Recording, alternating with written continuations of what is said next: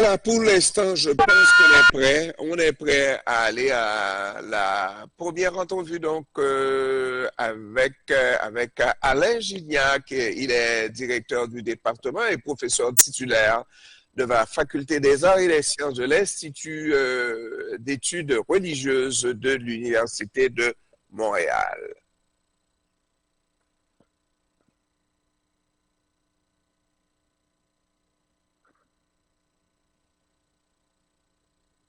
Alors, nous avons avec nous en visuel professeur Gignac Alain. Il est directeur du département et professeur titulaire de la Faculté des Arts et des Sciences de l'Institut d'études religieuses de l'Université de Montréal. Bon après-midi, professeur. Bonjour. Alors, professeur, il est question des fêtes religieuses, beaucoup de Pâques et de Noël.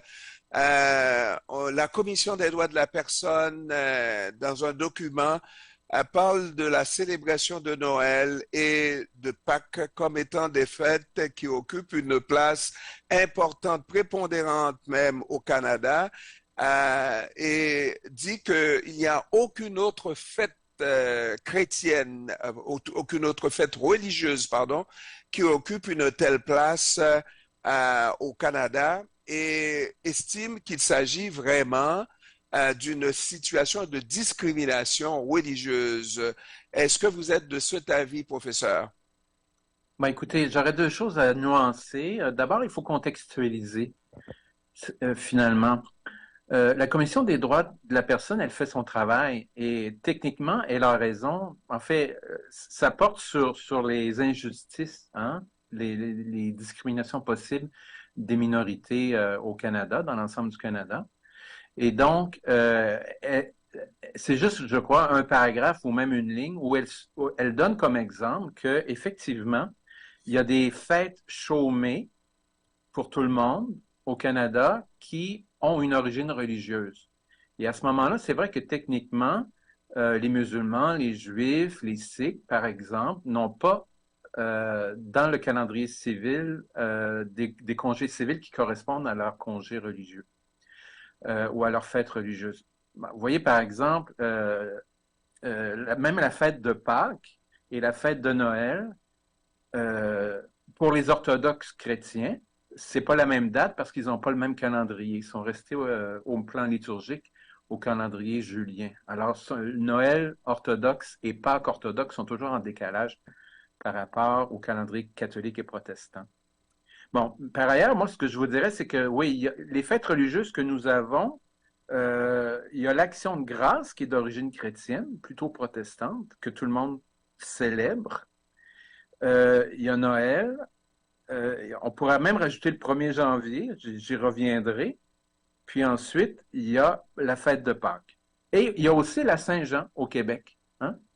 Alors, ce que je vous dirais, c'est que, effectivement, certes, c'est plus facile pour les chrétiens qui sont pratiquants de célébrer la fête de Noël ou de célébrer la fête de Pâques.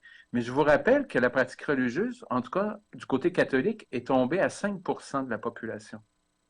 Alors, c'est très, très minoritaire. Alors, c'est sûr que moi, si je suis chrétien, oui, je vais pouvoir aller à la messe de Noël à un moment où c'est un congé civil. La même chose, le 1er janvier, c'est la fête de Marie, Mère de Dieu. La même chose pour Pâques et la même chose pour la Saint-Jean-Baptiste si je veux fêter la Saint-Jean-Baptiste le 24 juin. Mais je vous fais remarquer, c'est ça, c'est que ces fêtes-là ont été comme sécularisées. Tout le monde, finalement, se les sont appropriées.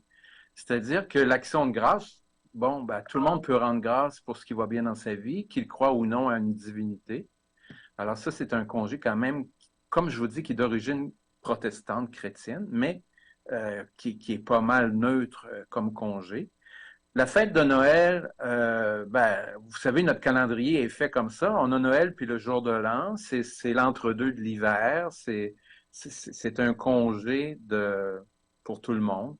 Et dans le fond, le sapin de Noël n'est pas un symbole chrétien. Donc, c'est une fête qui est pas seulement chrétienne, mais c'est une fête qui est pour tout le monde, quelles que soient les confessions religieuses. Alors, moi, par exemple, j'irai probablement personnellement à la messe de Noël, mais tous mes enfants et mes belles-filles seront à la maison à nous attendre parce qu'ils vont pas aller à la messe. Ouais. Bon, alors la même chose un peu pour Pâques. Et pour voyez, la Saint-Jean-Baptiste, c'est curieux, c'est la fête nationale des Québécois. Hein? Donc, tous les Québécois se sentent libres et très chaleureux, très enthousiastes de fêter l'identité québécoise, la langue française, la culture québécoise. Mais à l'origine, c'est quand même un congé religieux. C'est une fête religieuse. Hein? Mais on ne dit plus la Saint-Jean-Baptiste. Hein? Si on demandait à un jeune aujourd'hui, c'est quoi la fête religieuse qui pourrait être associée à la fête nationale de la Saint-Jean, il va avoir peut-être la difficulté à nommer ce que c'est. Alors, je vous dirais, vous voyez, dans le fond, moi, je trouve qu'on fait un peu Je sais que l'Assemblée nationale et la Chambre des communes ont donné ont fait une motion pour dire que Noël, c'est quand même, ça appartient à tout le monde puis que c'est bien important. Mais moi, je pense qu'on fait peut-être une tempête dans un verre d'eau. Moi, je pense que les fêtes civiles qui, jadis, ont été associées à des congés religieux, pour l'instant, c'est devenu simplement des congés civils. Pour la majorité de la population, comme je vous dis, il y a 5% de la population, peut-être 10, ça peut peut-être monter à 10% des gens même d'origine catholique qui vont aller à la messe à Noël. Mais si je reviens à votre point de départ, la Commission des droits de la personne, elle a quand même raison de souligner que c'est plus facile pour un chrétien d'aller à la messe à Pâques et quoi que Pâques, ça tombe toujours la fin de semaine. Mais donc, il faudrait qu'il y ait peut-être des accommodements, mais je pense qu'il y en a déjà parce que les employeurs, à un moment donné, vont permettre aux gens d'autres religions de s'absenter pour vivre leur religion.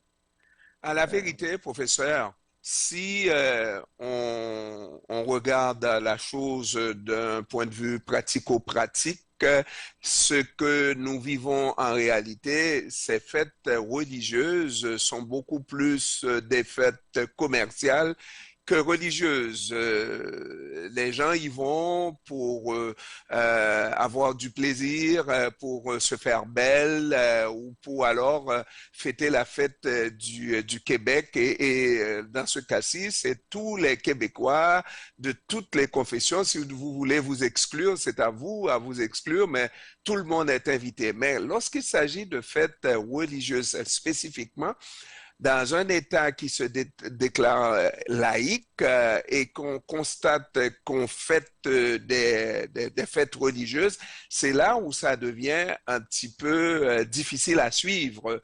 Si c'est laïque pour tout le monde.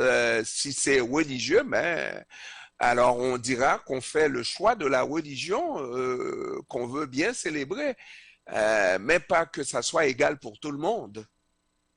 Ouais, mais regardez, oui, on peut peut-être voir ça sur cet angle-là. Mais moi, je pense que la Commission des droits de la personne dit, il faudrait avoir des mécanismes pour permettre aux autres minorités religieuses, le christianisme étant maintenant une minorité religieuse, hein. On peut pas dire que le christianisme ce soit une religion majoritaire, en tout cas au Québec, au plan sociologique. Mais comment je vous dirais, il me semble que actuellement, là, pour ce qui est des fêtes de fin d'année, vous voyez, c'est comme s'il y a une coïncidence de la fête de Noël et du congé de Noël qui est le congé civique. Hein? Je pense que si vous disiez à un musulman, on t'enlève le congé du 25 décembre, il serait pas content. Parce que finalement, tout le monde, à quelque part, célèbre. Vous voyez, la fête de Noël est devenue une fête, je dirais, civile, qui est pas tellement en lien avec la fête religieuse chrétienne pour la majorité des Québécois, je pense.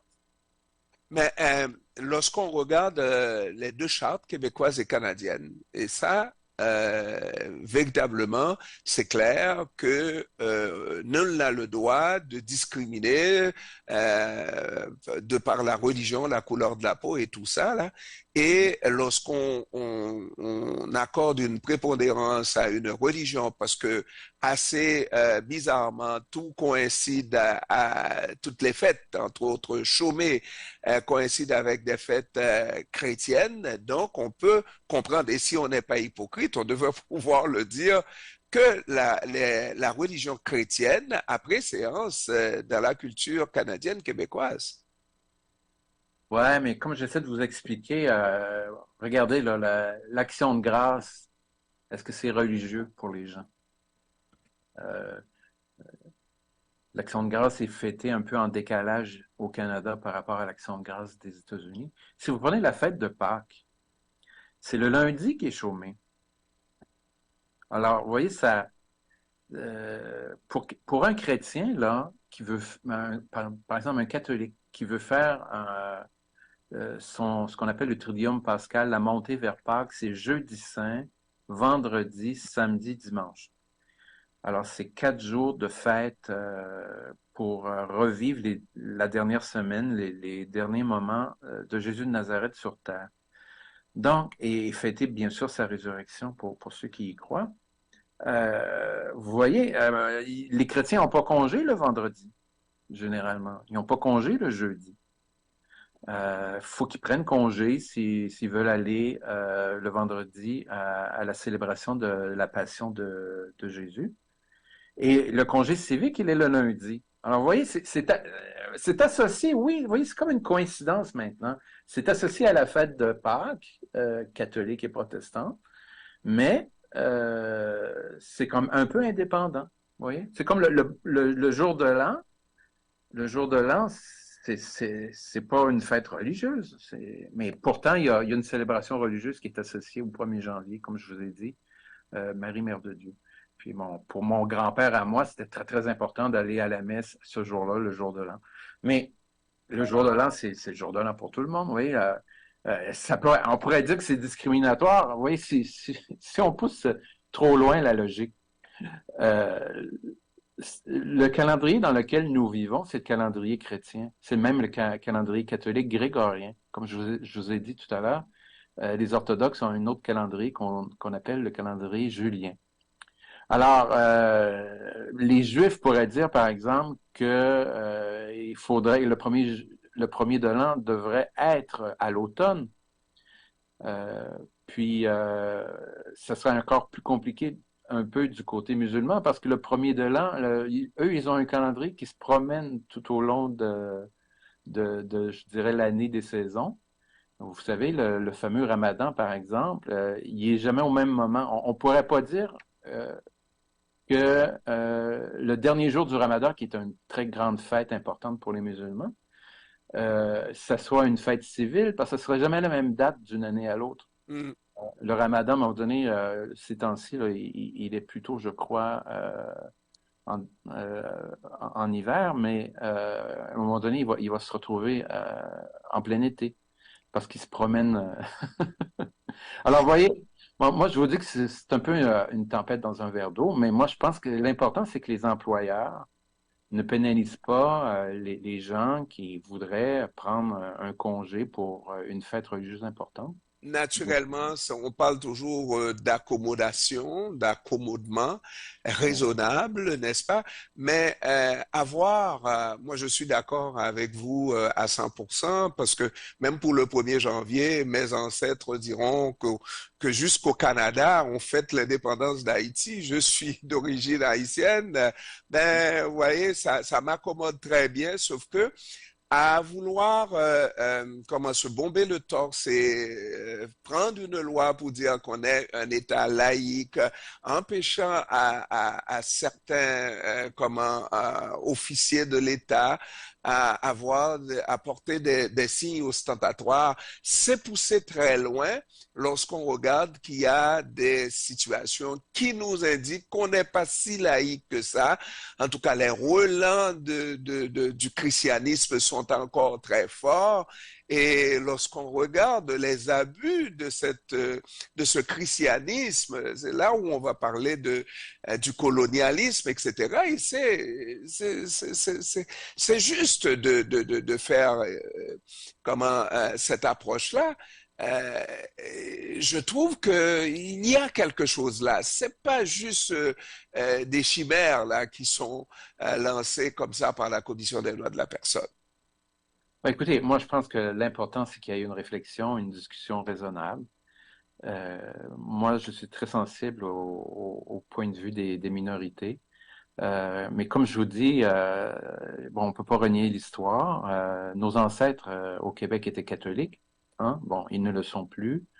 Comme je vous l'ai répété à plusieurs reprises, je suis très conscient que on peut dire que les chrétiens sont minoritaires aussi, sont aussi minoritaires, les chrétiens, d'une certaine manière, actuellement, sociologiquement, que les musulmans ou les juifs, toute proportion gardée. Et bon, c'est peut-être un paradoxe. Moi, j'invite vos auditeurs à se dire, bon, bah finalement, le congé des fêtes, c'est un congé civique pour tout le monde qui permet de se reposer. Moi, j'ai hâte aux vacances parce que j'ai un peu la langue à terre actuellement. Déjà? Et j'aimerais ça, ouais, j'aimerais ça que Noël, ce soit la semaine prochaine. Mais avec mes étudiants, je vais tenir le coup. Mes étudiants aussi sont fatigués. Et donc, moi, je pense que, bon, on comprend historiquement pourquoi Pâques et Noël étaient fêtés civilement et religieusement. Mais on pourrait peut-être terminer sur l'exemple de la France, il y a pas plus républicain que la France, la République par-ci, la République par-là. Alors la France, qui est très a une conception assez dure de la laïcité, qui est un peu différente de celle du Canada anglais. Alors, paradoxalement, leurs grandes fêtes civiles sont beaucoup plus proches du calendrier religieux chrétien. Ils ont encore une fête très importante à la Toussaint. Ils célèbrent non seulement Pâques, mais ils ont un congé euh, qui est à la Pentecôte et à l'Ascension. Alors, c'est d'autant plus curieux que, au plan liturgique, les catholiques d'ici fêtent l'Ascension et la Pentecôte le dimanche. Mais vous savez que la fête en France ne tombe jamais le dimanche. Alors, les Français sont très contents parce que il me semble que l'Ascension, ça tombe un jeudi. Ah, Et donc, ils en donc profitent une pour prendre semaine. congé le vendredi. Ils appellent ça faire le pont. Ouais. Alors, mais vous voyez, la France a encore plus de questions à se poser. Le calendrier républicain garde de nombreuses fêtes religieuses, plus que le Québec et le Canada. Gignac Alain, directeur du département et professeur titulaire de la Faculté des arts et des sciences de l'Institut d'études religieuses de l'Université de Montréal. Je vous remercie, professeur, d'avoir pris du temps de nous parler de ce sujet très intéressant, ma foi. Ça fait un plaisir. Merci. Merci, au revoir.